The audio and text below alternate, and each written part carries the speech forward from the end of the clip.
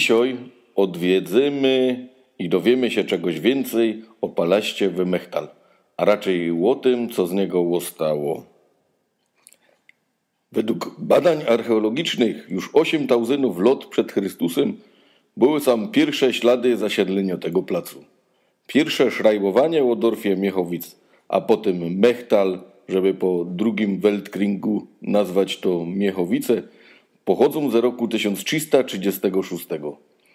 W 1951 roku Mechtal został przyłączony do Bojtyn, a w roku dopiero 2009 dostał statut dzielnicy Bojtyn. Już we średniowieczu wydobywali sam blaj w postaci galiny. Jednak mały dorf aż do roku 1812 durś zmieniał właścicieli. Właśnie w tym 1812 roku kupił go kupiec Ignacy Domes i zaraz zaczął budowa palastu. W 1817 roku palast w stylu klasycystycznym był fertyś i trafił jako gieszynk do jego cery Marii. Co ciekawe, w roku 1823 sam Karl Godula wybudował w Miechowic pierwszogruba Maria, która zajmowała się wydobywaniem galmanu i działała aż do roku 1895. Dalsza geschichta tego palastu związana jest ze Francem von Winkler, który po śmierci swojej żony Alwiny Kalide, siostry jednego z naszych najwybitniejszych artystów, Teodora Erdmana Kalide, którego dzieła możemy do dzisiaj podziwiać w Königsicie, w Bojtyn, w Glajwic i też w kościele w Miechowic. Ożenił się ze starszą o 14 lat wdową po Francu Aresinie, Marią Aresin. Franz von Winkler fest przebudował palast po 1844 roku, kiedy to Mechtal nawiedziła srogo wichura, która serwała dach. Tak przy okazji palast rozbudowano i zmieniono na styl Tudor, to jest angielski gotyk. Następna rozbudowa odbyła się w roku 1860. Dobudowali w ten czas prawe a lewe skrzydło, a właścicielem byli już cera Franza von Winkler, Waleska von Winkler i jej chłop Hubert von Thiele, który przez to małżeństwo przejął fortuna jej fatra Franca, a na mocy przywileju princa mecklenburskiego mógł połączyć herby a nazwiska, a główną rezydencją familii Thiele-Winkler stał się palast we Moszyn. Dzisiaj go dają na to Moszna. Waleska i Hubert mieli 9 bajtli i mieli też piękną tradycję. Po urodzeniu każdego bajtla sadzili jeden Eichenbaum, z czego do dzisiaj w parku zachowało się 5 Eichenbaumów. Jednym z 9 bajtli była chyba najbardziej znana u nas na Oberschlesien Ewa von Thiele-Winkler. Bardziej znano jako Mutter Ewa, założycielka zgromadzenia Diakonis Ostoja Pokoju, do której za chwilę wrócimy i powiemy pora wortów więcej na jej temat. Palast był własnością familii von Thiele-Winkler do 1925 roku, kiedy to grof Klaus von Thiele-Winkler odsprzedał go spółce akcyjnej Preußen Grube AG. Wkroczenie na tę ziemię Polaków wraz z bratnią Armią Czerwoną we styczniu 1945 roku nie oznaczała wolności chyba do żadnego Ślązoka, a już blank nie do tych z Mechtal.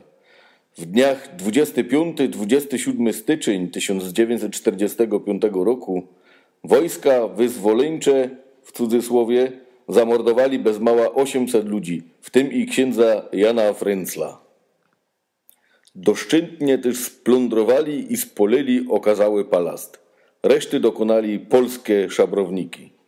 Wypalone mury palastu stoły tak do 1954 roku, kiedy to polskie sapery do szpasu wysadzili następne nasze śląskie dziedzictwo, po którym dzisiaj została ino kupa gruzu, zaniedbany park, nazywany dzisiaj Parkiem Ludowym i ruiny oficyny. Dzisiaj do palastu trafić jest ganz einfach. Zjeżdżamy ze starej AH-Strasse, czy jak to woli z drogi 88, we Strasa imieniem księdza Józefa Frędzla. Wegweiser pokazuje nam Jechowice-Pyskowice. Po kaś 800 metrach na winklu w prawo widzimy po lewej stronie park. Zaraz za parkiem skręcamy w lewo we Strasa księdza Jana Dzierżunia i po niecałych 100 metrach mamy po prawej stronie szula, a po lewej resztki budowli przypałacowej. Już na pierwszy blik widzimy, że Rajn nie ma co włazić, bo budowla jest we fatalnym stanie. Nie próbujemy nawet podłazić za blisko, bo zdosie, że zaraz może się zawalić. Ponoć byli chętni na uratowanie tej resztki, ale jak to zwykle bywa we polskim amcie, wszystko co śląskie i niemieckie jest skazane na zapomnienie. Z dawnej świetności nie zostało kompletnie nic. Nad palastem górowały kiedyś 3 turmy: Jaskółczo, Prochowo i Wodno, do której woda dostarczano ze Gruby Maria. Jedynie czym idzie dzisiaj nacieszyć ślepia, to bryła oficyny, a jego ozdoby, których więcej możemy obejrzeć na kupie gruzu przy ogromnym platanie.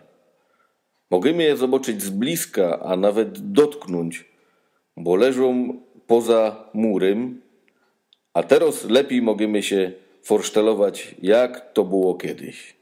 Mamy też nadzieję, że znajdzie się w końcu jakaś organizacja i jakimś cudem uratuje resztki tego, co zostało. W końcu sam przyszła na świat nasza muter Ewa, która była, że tak powiem, pierwowzorem matki Teresy z Kalkuty. Ale o naszej muter Ewie się nie godo, no bo to Polakom nie na ręka. Ewa von Thiele-Winkler, jak skończyła 16 lat, przyjęła wiara fatra luteranizm. I 2 lata potem została konfirmowana we miejscowym kościele ewangelickim. Od tego cajtu jej powołaniem było szeroko pojęto dobroczynność. Wszystko poświęciła biednym, a najbardziej potrzebującym. W roku 1886 pojechała do Bethel kole Bielefeld, kaj przygotowywała się do charytatywnej służby. Po powrocie najprzód wydzielono jej tajla palastu, kaj mogła wydawać biednym i najbardziej potrzebującym, a w roku 1890 dostała we kieszynku od fatra dom opieki nazywany Ostoją Pokoju. W 1893 roku założyła diakonat żeński, którego regulamin sama ułożyła. W 1901 roku zamieszkała we małej drewnianej chałupce obok fary kościoła ewangelickiego. Umieściła nad wejściem napis „Własność Jezusa Chrystusa”. W tej chałupce poświęciła się tworzeniu inkszych kinderheimów, których w sumie było 40, a największy we Wartebergu kole Breslau, kaj 90 bajtli żyło jak familio. Pomagała też w wyrychtowaniu siostrów do służenia we misjach w 18 krajach świata, głównie w Afryce i Azji, w takich krajach jak Egipt, Indie, Chiny, Gwatemala i tak dalej. Dzisiaj to już alles. Dziękuję wam za spędzony wspólnie czas i za uwagę.